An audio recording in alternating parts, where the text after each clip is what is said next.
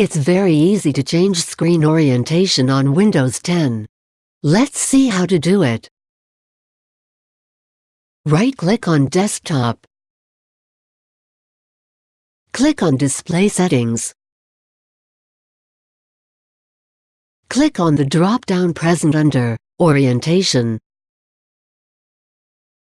Select the orientation which you want to apply. Click on Apply.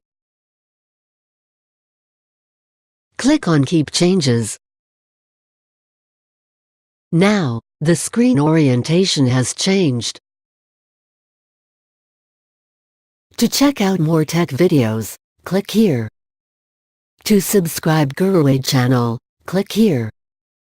For instant tech support, call GuruAid toll-free numbers